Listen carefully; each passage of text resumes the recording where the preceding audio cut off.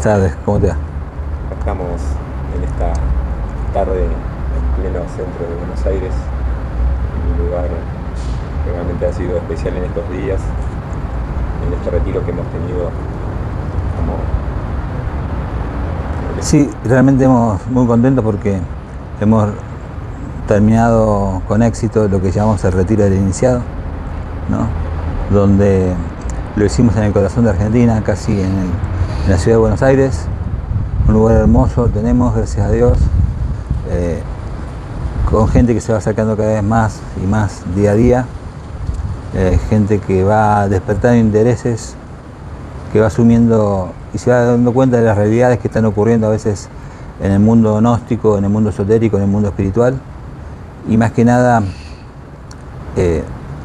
aceptan este mensaje de la no separatividad que nos dejara siempre el venerable maestro Samael Aun Weor. Y bueno, esta semana, este evento hemos disfrutado también no solamente de las exposiciones nuestras, sino expuso Fernando Salazar Bañol, hubieron varios participantes y realmente fue una fiesta del corazón lo que vivimos. Y si pudiera resumir en algunas palabras como síntesis, o podría ponerle algún cierre al evento.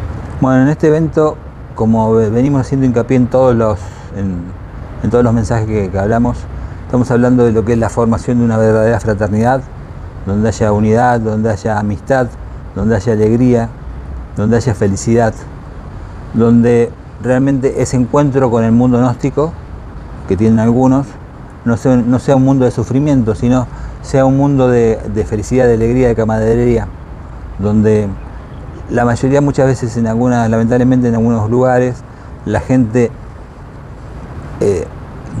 cuando habla o cuando convive, parece que tienen que andar cuidándose unos de otros, ¿no? Y acá es exactamente lo contrario. Acá nadie tiene que cuidarse de nadie, lo hacemos todo en forma natural, respetando la voluntad y el gran concepto que nos entregaba el maestro Samael, ¿no? Ser libres y también dejar ser libres a la gente, ¿no? Nosotros en ningún momento atamos a la gente y eso es lo que lo hace permanecer, porque se sienten libres, no se sienten que le están condonando la vida, que es lo que hacen en su vida privada, en su vida íntima, cuando eso es algo básico que enseña el maestro Samael en la educación fundamental y la gente no entiende que todavía podemos dar normas de conducta o dar algunas pautas de conducta, pero cada uno es libre de hacer lo que quiera. Y cuesta tanto respetar la libertad de la gente para alguna gente que lo quieren inducir, manipular, con miedos, temores. Y nosotros no tenemos temor de que nadie ni que entre ni que se vaya. Y si una persona se retira de nuestras filas, muchas veces sigue siendo tan amigo como antes, ¿no? Eso que no ocurre en otras instituciones, realmente es una falta de criterio y de hermandad, reflexionando muchas veces en cuáles son las obligaciones para con nuestros hermanos, porque un hermano que se aleje no significa que ese hermano se vuelva en un enemigo.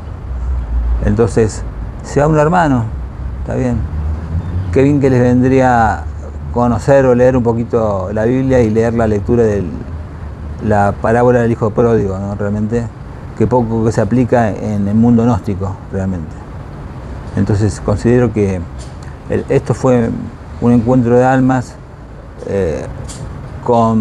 vivimos de todo, realmente. La gente se fue contenta, vos lo viste, contenta, alegre, con ganas de volver a encontrarnos. Había gente que no se quería retirar, se quería quedar, pero tenía que cumplir con sus obligaciones diarias. Y gente que venía muy golpeada por la vida y se fue realmente con otra perspectiva de vida. Eso fue muy importante. Sí, resuena el hecho de que la culpa como medio de manipulación. Bueno, la culpa es uno de los temas que tratamos acá en la convivencia, en este retiro. La culpa es uno de los métodos de manipulación más terribles que tienen las religiones. No solamente podemos saber que ocurre esto dentro del mundo gnóstico, ¿no? Ocurre dentro de todas las religiones, que lo manejan a través de la culpa. No te vayas porque se te va a venir el karma, te vas a ir al infierno. Y todo crece, nace, se desarrolla y muere, y en el periodo parece que la persona no tiene libertad de tomar decisiones propias. Entonces está esa manipulación de la culpa, que muchas veces hay personas que ejercen, van heredando esa forma de ser, que han nacido principalmente en la gnosis, si tengo que hablar del mundo gnóstico, en la gnosis latinoamericana. En la gnosis de Centroamérica, que yo conozco a través de Fernando, nunca se manejó con la culpa, ¿no? La maestra no utilizaba ese método de culpa, la maestra de Itelentes. Es que si te vas de la institución te vas al infierno.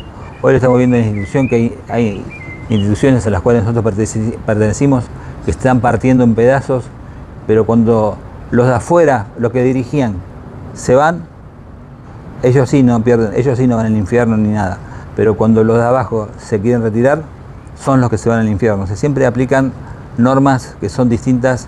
O sea, para los directivos parece, o dirigentes, parece que hay unas normas que son muy distintas a las normas del pueblo, ¿no?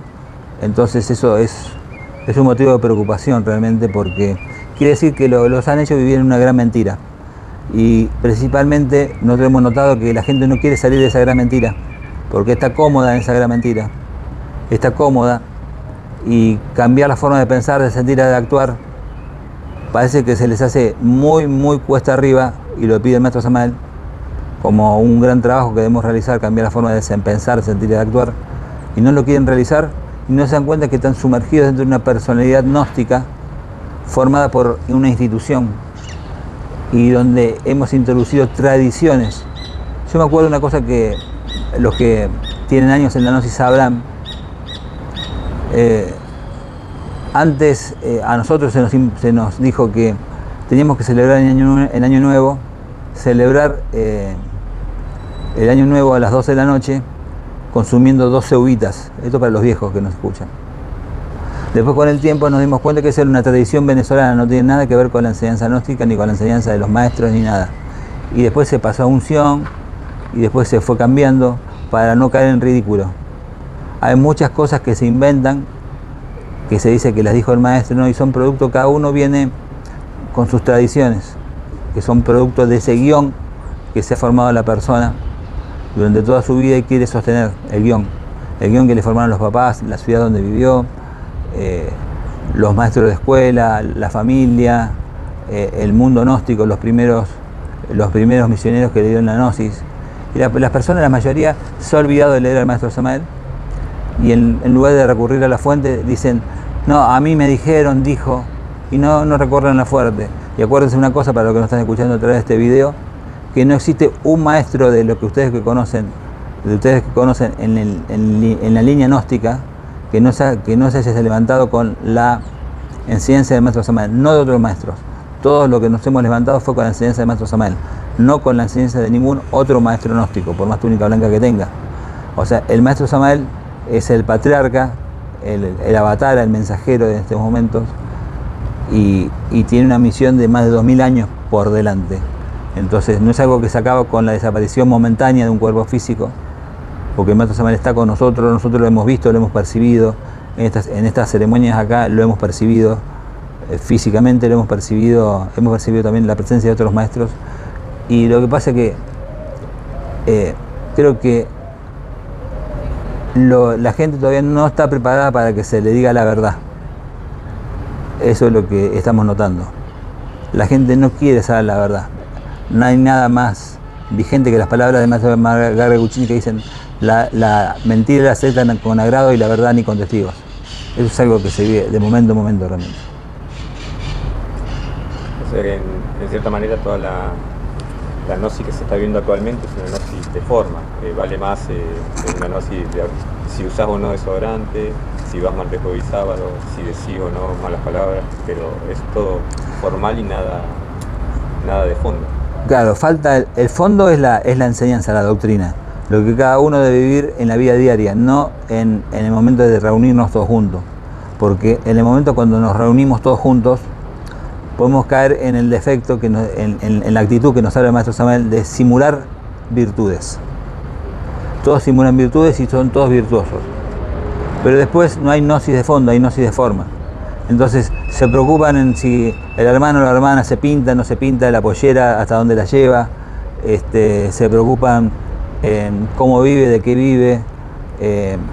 Hay personas que en estos momentos se metieron a vivir en comunidades gnósticas y no saben cómo salir de esas comunidades gnósticas porque invirtieron todo su capital, que tenían su dinero, en una casa y no están de acuerdo con algunas instituciones, pero están atados económicamente por una cuestión de forma a una comunidad y tienen que quedarse. Con dolor veo muchos misioneros que han descuidado su vida.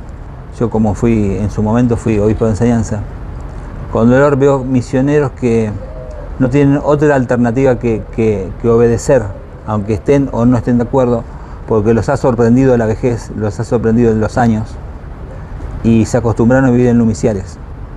Y al día de hoy saben que si no obedecen, los sacan del numicial y se quedan sin casa. Eso es muy triste, y eso es lo que se ha cimentado.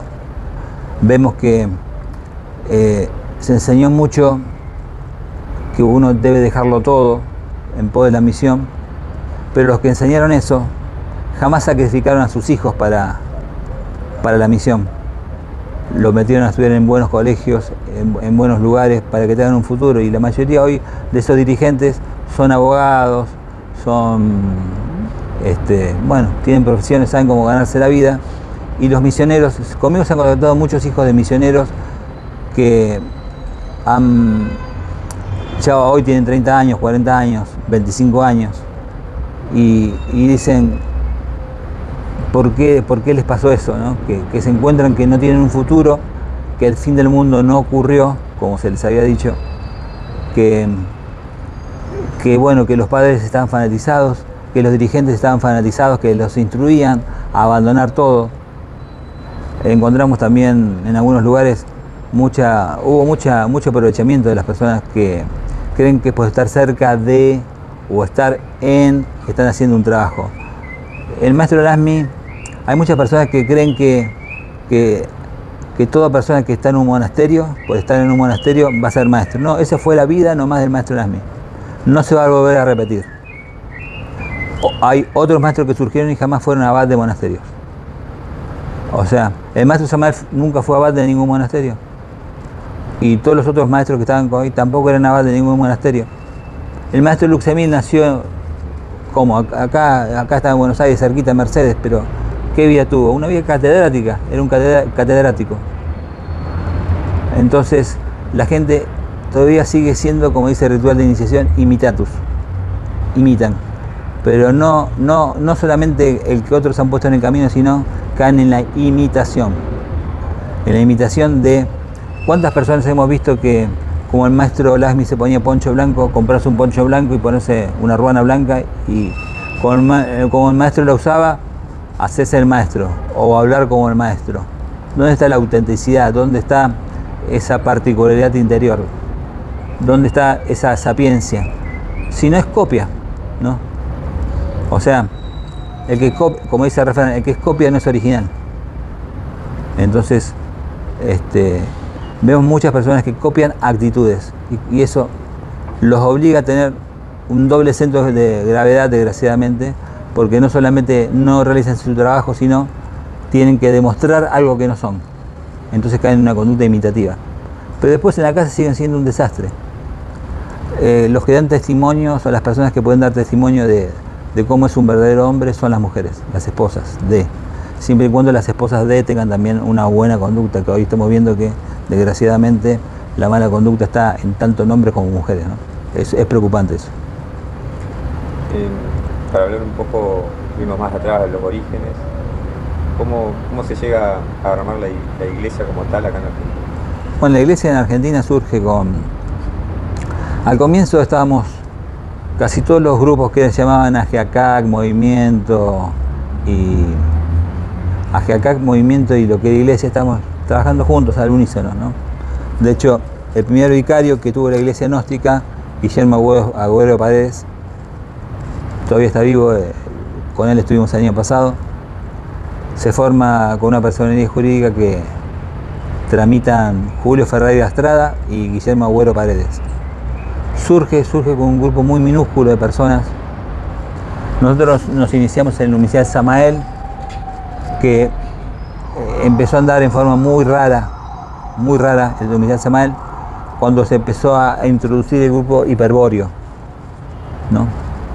Bueno, a raíz de eso, acá, más allá de las simpatías o no simpatías, no importan, uno de los que toma la posta en ese momento, porque era mayor que nosotros en edad, nosotros éramos jovencitos, es Osvaldo Fazac. Y Osvaldo Fazac toma una edición que yo considero excelente, la cual marca realmente el rumbo nuestro, el rumbo de mucha... O sea, en esos aspectos Osvaldo marcó mucho el rumbo, con esta edición marcó un rumbo fundamental, creo. Fue la apertura del Lumicial Garga Cuchines en la calle Belgrano, que funcionaba en un sótano.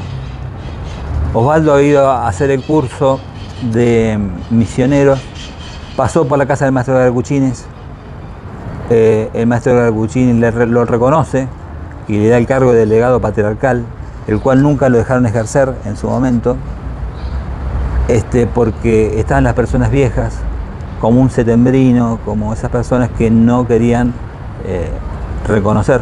Pero realmente el que abrió el Lumicial y el que puso todas las fuerzas, y por eso se le puso el Lumicial Garga Cuchines, eso, el mérito es de Osvaldo Alfazac. Nosotros éramos jóvenes y éramos 7 u 8 personas que estábamos ahí, con una Isis que era muy Cristina y otra mujer más. Realmente fue una gnosis hermosa la de los primeros tiempos. No teníamos todos los implementos de un gran templo que había antes, pero ahí se empezó a formar, hasta que me acuerdo que Julio Ferreira, que estábamos en ese Lumicial, estábamos con Julio Ferreira. Julio Ferreira viaja a República Dominicana. Cuando viaja a República Dominicana, a un congreso que realizaba el maestro de Soto, viene con la noticia, porque en ese momento no había internet, no había nada, y viene con la noticia de que el maestro de Soto había dado a conocer 2 maestros, al maestro Eugene y al maestro Laxmi. Entonces ahí empezamos en contacto, teníamos contacto con el maestro de Soto y teníamos contacto con el maestro Laxmi, y después obviamente, más allá de las internas que ocurrieron, quedamos bajo la dirección del maestro Laxmi, pero en ese aspecto yo siempre vi cómo le quisieron robar el mérito a Osvaldo. Setembrino vino mucho después al Lumicial Garga Cuchines, cuando ya no pudo estar más en el Lumicial Samael, esta es la gran verdad. Pero el puntapié inicial ahí fue en ese Lumicial, y ahí empezamos a arrancar todo, ¿no? Después el padre de Osvaldo nos prestó una propiedad en Eburega San Juan y pudimos abrir el Lumicial, y esa propiedad que prestó el padre de Osvaldo Fazac, Osvaldo hizo todo, nosotros no hicimos nada, gestionó, y ahí fue la primera venida que hizo el maestro Laxmi a Argentina, donde nace todo. Que el maestro, para los que no saben, paró en la casa Julio Ferreira de Estarada en ese momento, en el piso 25 de la Torre Ángela de la ciudad de Córdoba, en la calle 27 de abril. Y ahí se lo llevó el maestro Laxmi a... estamos hablando del movimiento de Laxmi, ¿no? Nosotros estábamos en el movimiento de Samael y del maestro de Cuchines, y después viene la noticia que aparece un maestro que se llama el maestro Laxmi. Y después vinieron las divisiones, donde el maestro Laxmi, que pertenecía a Patriarcado II, él con el capitán Mora deciden separarse de la iglesia de Patriarcado II, y la iglesia universal quedó bajo el capitán Mora, y ahí estaba el capitán Mora, estaba el maestro Laxmi, Eleazar, estaba el maestro Eugene, y después surge otra división más, en la cual se retira el maestro Eugene, y después surge otra división más, donde hay un enfrentamiento entre Juan Capazo y el capitán Mora. Eso pasó después del Congreso de la Falda de 1990, porque se lo consagra obispo a Juan Capazo en 1990. Nosotros en ese momento ya éramos misioneros internacionales. Yo ya había dado misión en la Patagonia, ya habíamos abierto los Lumiciales, había dado misión en Córdoba y todo.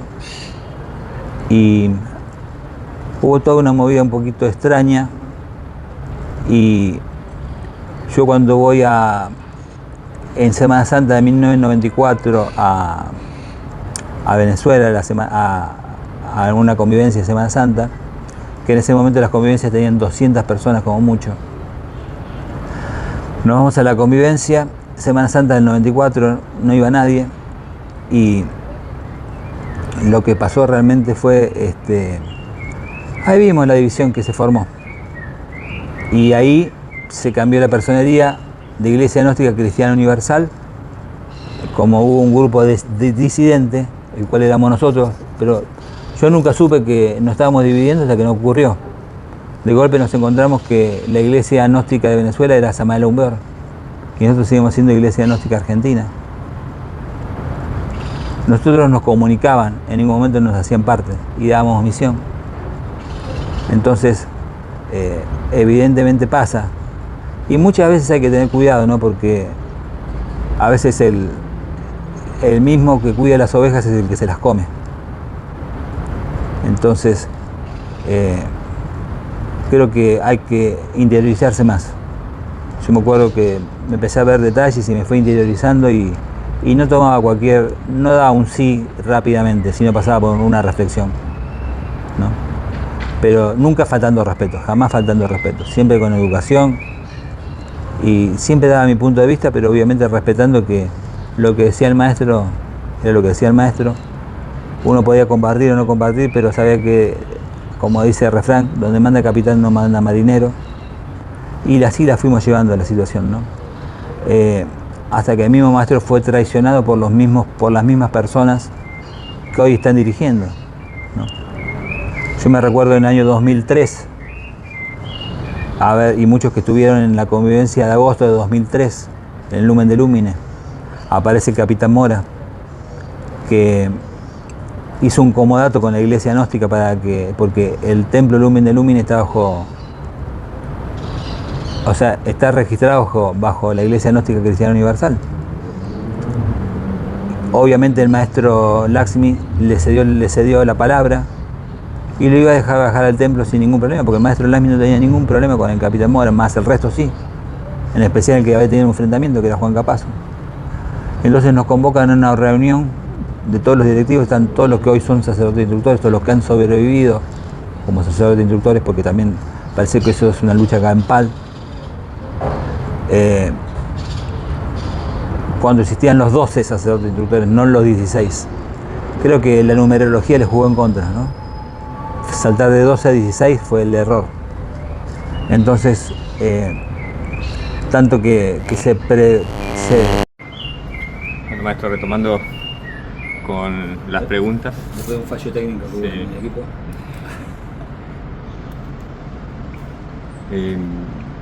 Se habla mucho se está hablando en los últimos meses de una supuesta herencia espiritual, que nos aclare sobre eso y también si lo puede concatenar y ganar con un apellido muy conocido entre los gnosticismo, que son los hermanos Agesta. Bueno. Con respecto a esto del linaje espiritual, si nos basamos, lo del linaje espiritual viene del budismo, ¿no? Y en el budismo muchas veces el linaje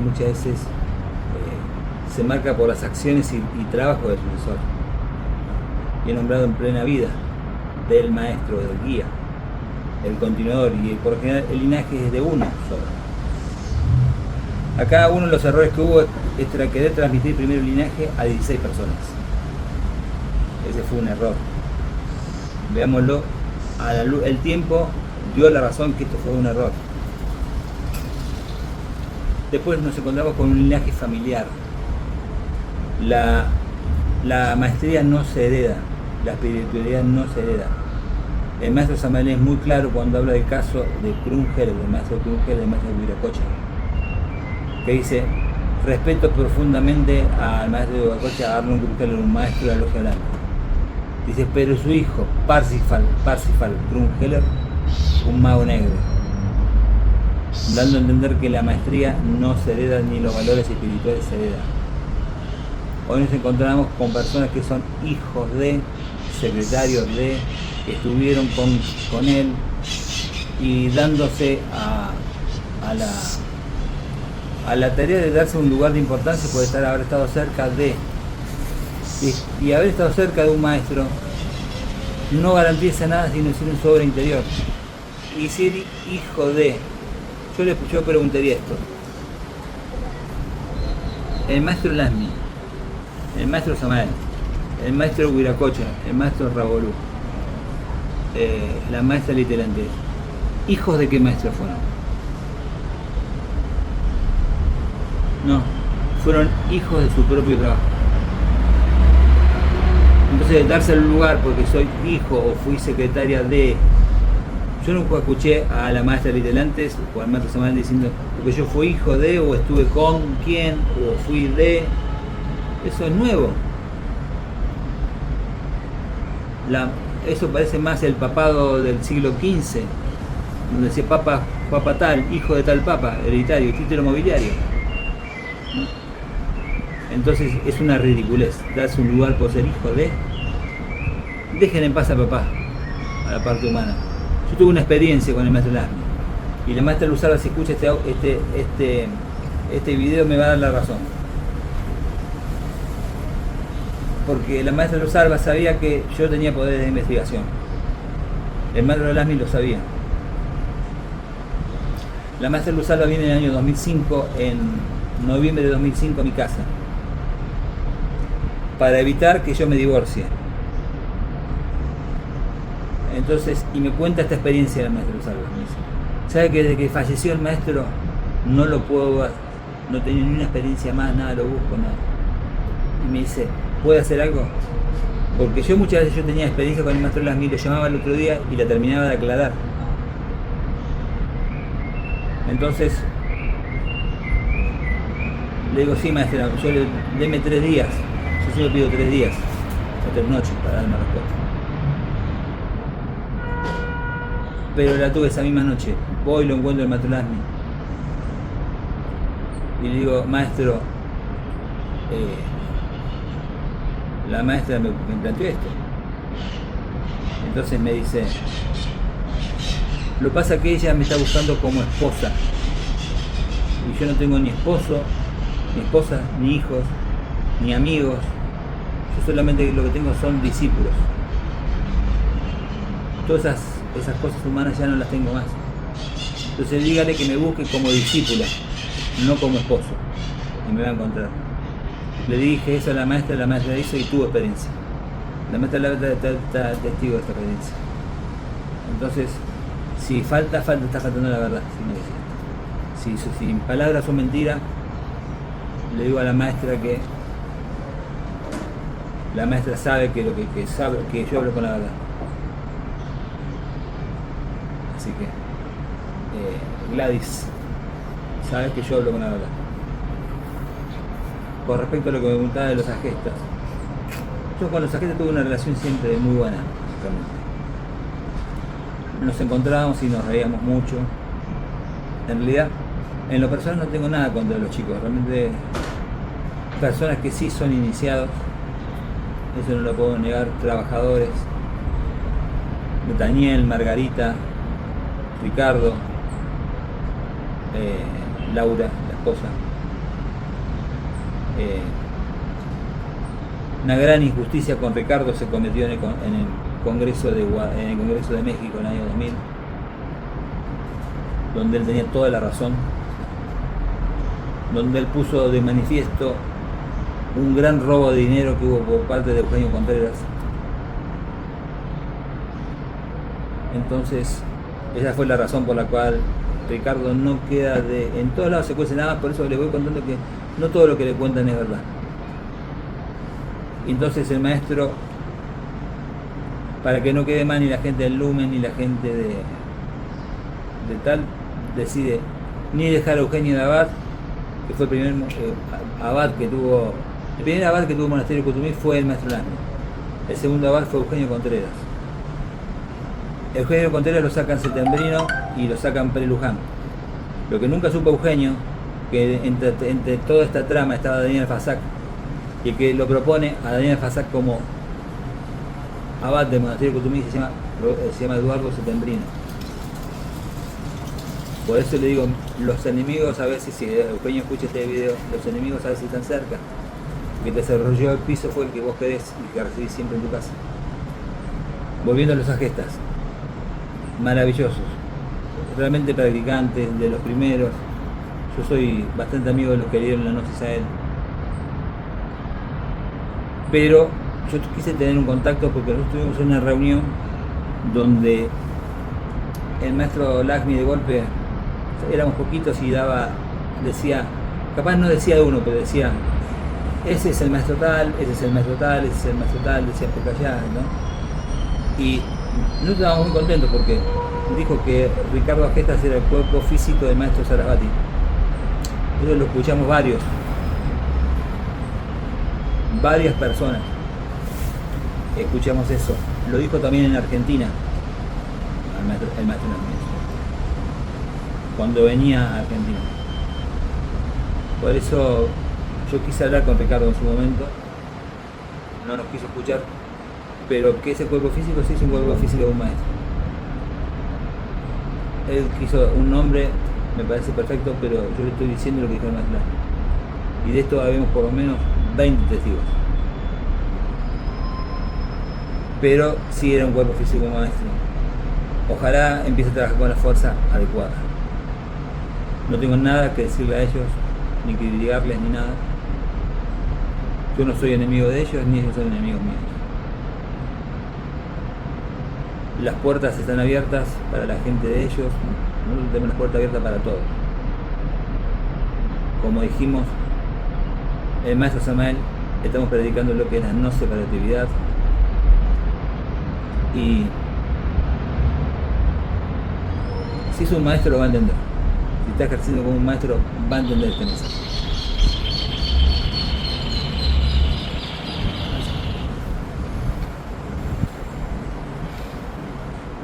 Si pudiera dejarnos una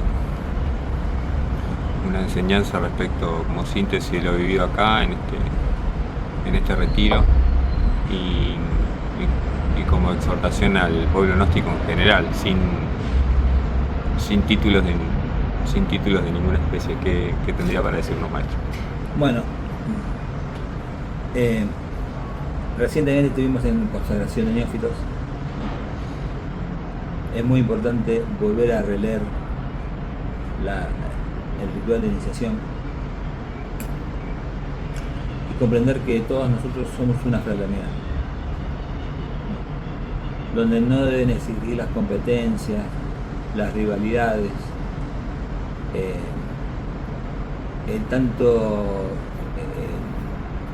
como dicen, el disimulo. Uno tiene que ser espontáneo, tiene que mostrarse tal cual es, nadie tiene que fijarse en cómo es el otro, si uno renguea para la izquierda, si otro renguea para la derecha, si uno anda torcido, no importa. Todos tenemos nuestros defectos que trabajar, todos estamos en vía de la perfección, y verlo desde ese punto de vista, convertirnos en una verdadera fraternidad, con corazón, lo que quería el maestro Samael, donde decía hermandad. El maestro llegó a prohibir el término hermano porque se abusaban de la hermandad, ¿no?, en la parte económica. Entonces, que no haya tantas susceptibilidades, aprender a no jugar con el honor ajeno, esto es fundamental. Muchas instituciones juegan con el honor ajeno. Una persona se retira o la retiran de los lugares, enseguida empiezan con la campaña de descrédito contra esa persona, con la campaña de difamación, lo tildan de mago negro, de que son de muchísimas cosas. Y realmente el maestro fue muy claro, el maestro Samael y el maestro Lamy fueron muy claros con respecto a jugar con el honor ajeno. Y como yo decía antes, acá hace un rato, el que se ponga a jugar con el honor ajeno, tarde o temprano la va a pasar muy mal. En mi caso, que muchos se han dado la tarea de personas que ni me conocen, nunca me escucharon, y tampoco tienen por qué escucharme, ni tienen la obligación ni de hablarme, ni de nada. Pero hablan de mí sin conocerme. O sea, creen O sea, personas que me conocieron, hubieron personas que me conocieron durante toda una vida, hasta que yo le di la enseñanza. Y yo, si viene alguien y me habla mal de vos, me dice, no, lo que pasa es que no sabes, ahora estás re loco. ¿Qué hago yo? Yo voy a hablar con vos para ver si realmente si es así o no es así. Porque cuando se prohíbe a una persona, se prohíbe hablar de una persona, cuando se prohíbe contacto con una persona, ¿por qué se hace? ¿Porque la persona sabe lo que hiciste?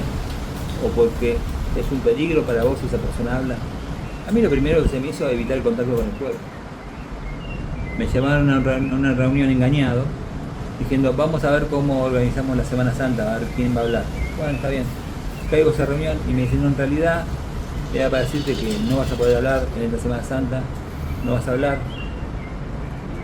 Y después me fueron prohibiendo cada vez más, y yo, como yo sabía lo que se venía, empecé a colaborar con Inevitable, ¿no? Después subieron personas que no me conocen ni jamás escucharon una versión de mí y firmaron una carta.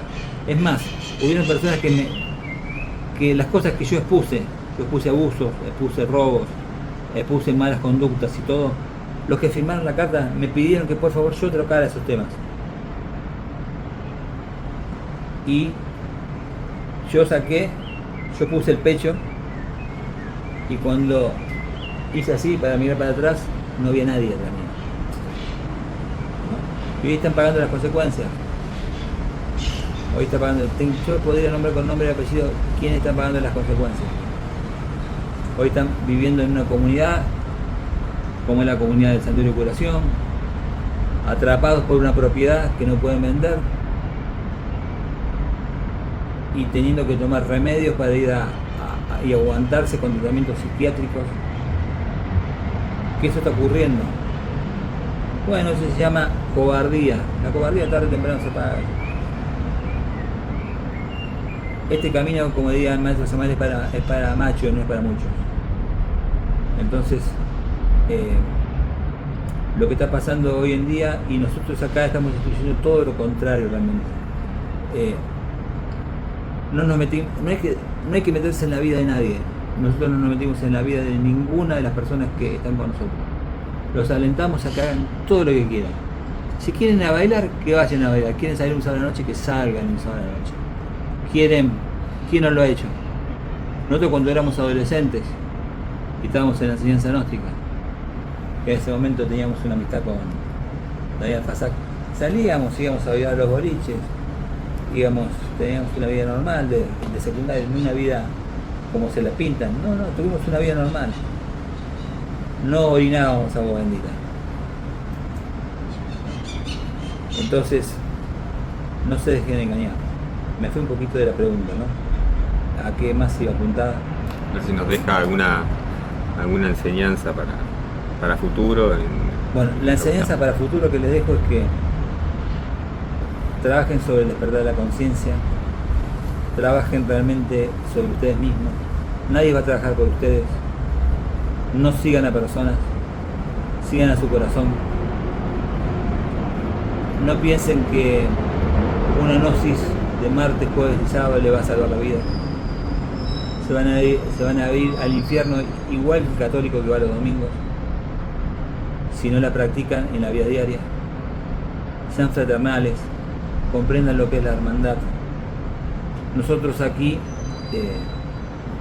practicamos lo que es la hermandad cuando hay personas que están enfermas de nuestros grupos.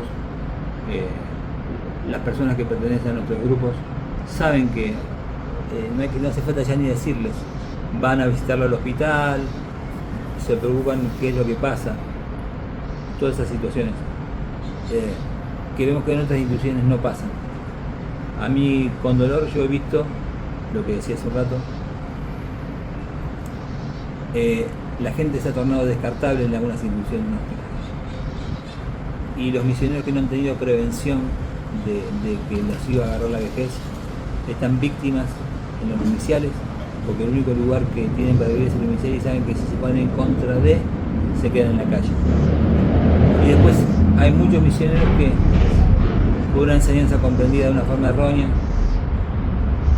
Están muriendo en soledad, como vi a muchos morir en soledad, sin que nadie se acercara, ni de la Grey, gente que recibió la gnosis, y menos hablar de directivos. Y yo me he acercado y le he dado la extrema unción y le he dado los últimos gustos. Yo me acuerdo de un misionero que estaba con una situación terrible. Yo hablé con el médico y me dijo, estaba consciente, le quedan poquitas horas. Y cuando me vio se puso feliz de verme, nadie lo fue a ver, uno de tantos, ¿no? Entonces lo hablé, lo preparé para la muerte, le hice la unción y digo, ¿qué te gustaría? Y me dice, me gustaría un sanguchito y una coca. Ya se estaba muriendo y sabía que eso no lo iba a matar. Fui y le compré un sanguchito y una coca, se lo comí alegre y murió a las 3 horas.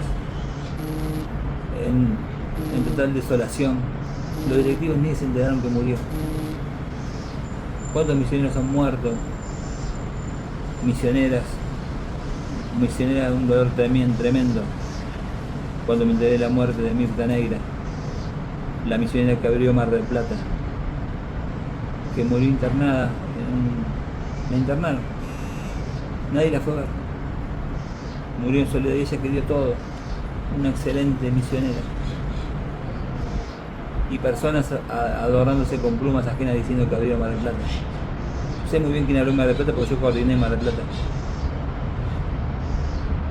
Entonces, no tenemos contacto con la gente, porque hay gente que se contacta en privado con nosotros y nos cuenta, pero no es porque nosotros querramos, ellos quieren contactarse con nosotros. Pero les decimos que sean felices. Si esa situación los hace felices, que sean felices. No es muy saludable ir a un unicial, tener una reunión de junta y salir todos amargados. O sea, entrar y salir peor de lo que entraste. Ahí no hay gnosis. No hay egregor en los santuarios. Hoy los egregores de los santuarios están mantenidos por los egregores de las que son buenas personas. Vos te juntás con una buena persona y te cambia tu estado. Los uniciales, cuando están vacíos en muchos lugares, están abandonados, la gente no va, ya no hay una energía que nos atraiga. Entonces, somos fraternales, tenemos tiempo para hacer la obra o para alcanzar lo máximo que podamos. No nos vamos a llevar las propiedades al cajón, no vamos a llevar el trabajo que hayamos hecho en el despertar. El despertar muchas veces no es solamente un despierto, no solamente piensa que ve las cosas del más allá del ultra, ¿no? Un despierto a veces ve las cosas claras que pasan en este mundo. El que no logra ver con claridad lo que pasa frente a sus narices, difícilmente logre ver lo que pasa en los mundos internos. Entonces, comiencen a despertar aquí, ahora, a practicar los factores, a volver y retornar a la fuente que es el maestro Samael Aumber. Ahí está todo. Y en muchas obras de otros maestros, no sean fanáticos y no se dejen inculcar fanatismo de otras personas. Hay personas que los están dirigiendo muchas veces que tienen título de obispos, y como decíamos antes, viven de la gente. No se dejen vivir esas personas, no el alimento, no es el alimento. Por eso decíamos antes jocosamente que el cuidador de ovejas es el que se las come, ¿no? Obispo quiere decir cuidador de ovejas, o pater, ¿no? Pero aparte quiere decir cuidador de ovejas, el cuida el rebaño. Y bueno, así es la vida para... Hay dos clases de vida, para el dormido, que le gusta estar dormido, y para el despierto. El que está despierto puede avanzar en este camino y ver las cosas. Sean seres sociables en el buen sentido de la palabra, practicando la hermandad, la verdadera fraternidad. Hay personas que han ido a buscar hermandad y fraternidad, se han salido de la enseñanza gnóstica, han ido a la masonería, han ido a otros grupos donde han encontrado fraternidad, que querían solamente gente que los trate bien, que los entienda. Y no ser incomprendidos. Parece que uno va y habla con un hermano gnóstico y le cuenta la cosa que está pasando y que lo hace al hermano gnóstico, se horroriza cuando le cuentan algo y va y cuenta enseguida y lo manda y lo hace público. Esa no es gnosis. Hay que ser reservado. Cerrando ya con las 3, 4 deberes de saber, osar, querer, callar. Osar, querer, saber y callar. Callar. Callar de los defectos ajenos, como ellos no saben, es caridad. Guarden silencio de defectos ajenos y se van a evitar muchos problemas. Muchas gracias. Bendiciones para todos. Taller. Gracias, maestro.